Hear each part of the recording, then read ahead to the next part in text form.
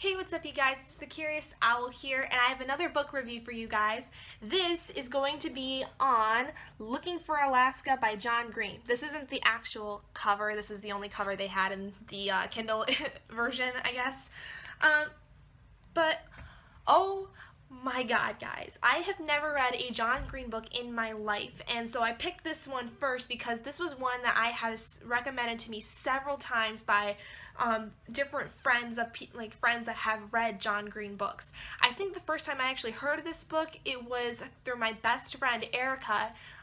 This was one of her favorite books in the world, and so I really did want to read it. It was just going to take me some time to get to it.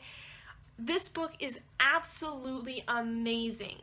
It is incredibly, heartbreaking, but it's also really philosophical in a lot of ways, which I really like about this book.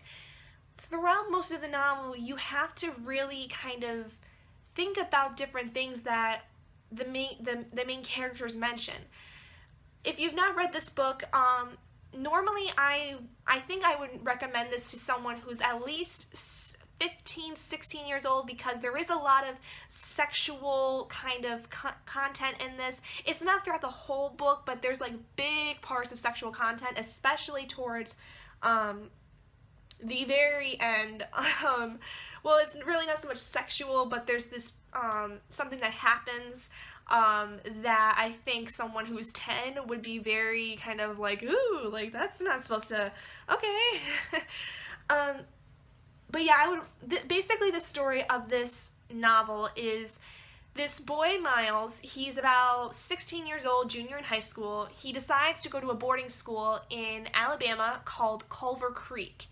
And basically it's just a small school. It's a small boarding school that his father went to when he was in high school, and his father was really well known for pranking and being with the class clown. So Miles decides to go in a chase for what he calls the Great Perhaps.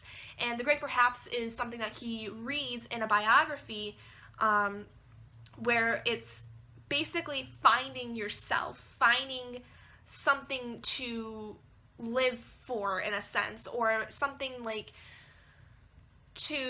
something that you want in life, something you want to find in life, kind of thing. You just don't want to live this monotonous life. You want some kind of excitement.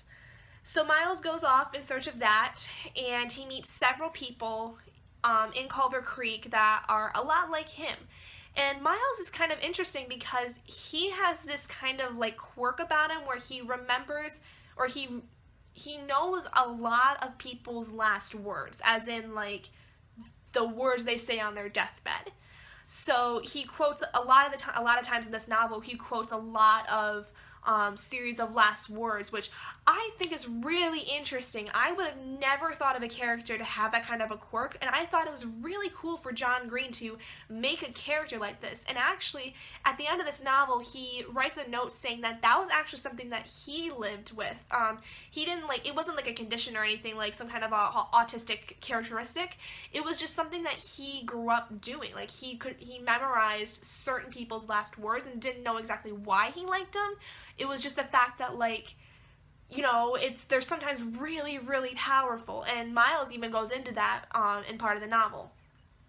But Miles meets several different characters. He meets the Colonel, or Chip, who is by far one of my favorite characters in the entire novel. He is so funny, and he's just this he's one of those guys that they're really, really short, really muscular, and they're so intimidating. It's hilarious, and he's a great friend to Miles.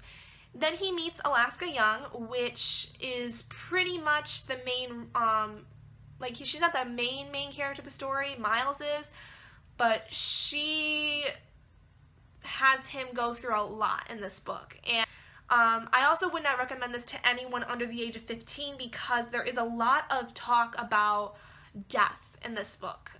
It's just, there's this overwhelming kind of philosophical look at about death, essentially.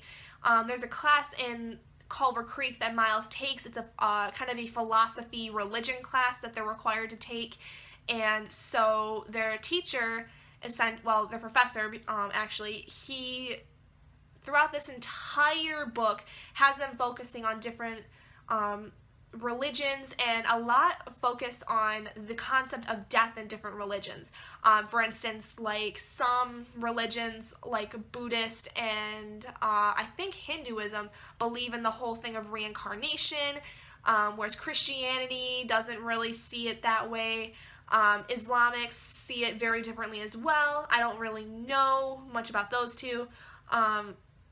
So there's this whole kind of concept of death that's really a big theme in this book. So it's very sensitive for a lot of people, I would say. I think it, honestly, anyone that has recently dealt with some form of death or has recently had a family member die of something, just I really would not recommend it for them, because that can be very triggering.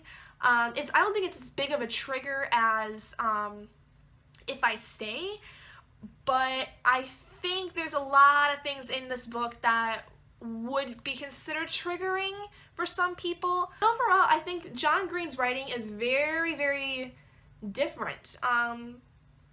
He writes, like, I mean, he doesn't write too differently from a lot of other authors I've read, but I think he's got a certain kind of flair where he's got this thing where his characters are so immersive, but they're also, like, it's like they're really deep, but not too deep, if that makes any sense. Like, the character Miles, like, you know a lot about him in the story, but you don't know exactly everything. You know about how he feels about his family, how he's kind of dealt with friendships in the past, how he deals with the friendships he makes in the story, but you don't really get too much further than that with him, which I kind of liked because I knew this story wasn't all about him, so I wasn't expecting them to get too much into Miles. I think, though, that you have to be careful with that, because most people want a main character to be as deep as possible, as well-rounded, I guess you could say, as other characters. So I think, I mean, I have to read more of John Green to really kind of get his style down. At this point, though, I see kind of what he does with his main character, but he really takes a philosophical route more so with Miles. And it doesn't really show a lot about his thinking, except when it comes to things like death. But, you get kind of like a gist of what the kid is about, and what he's like. So that's about it for this book review. I really did enjoy it. I think this is easily going to be one of my newer favorite books that I've read thus far.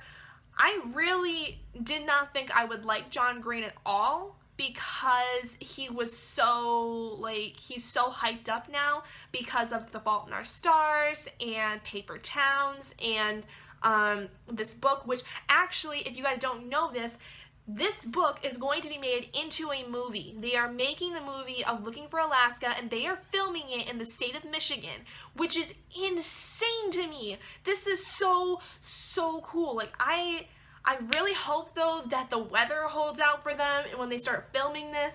I know lately there's, especially, really lately, it's been really kind of crappy, and it's been snowy and rainy. And I hope the weather will hold out for them for it, because it's just, Michigan weather is really unpredictable. There's, no telling what's gonna happen ever. But thank you guys so much for joining me in this book review of Looking for Alaska by John Green. The next book review I will be doing is on another John Green book, and it's on Paper Towns. I'm a little on the fence about this because I kind of want to watch the movie first, but I'm like, no, I need to read the book. I don't think I will read Fault in Our Stars ever, because I know how sad that one is. I don't want to cry my eyes out, but I might force myself to do it eventually. I just gotta really kind of just kick myself in the pants and be like, just read it, just do it. But yeah, so the next book will be Paper Towns, which that book review should be out sometime next week, I believe.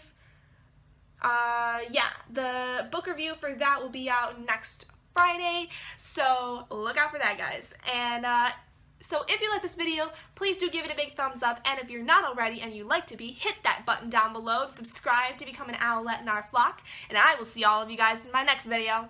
Bye guys!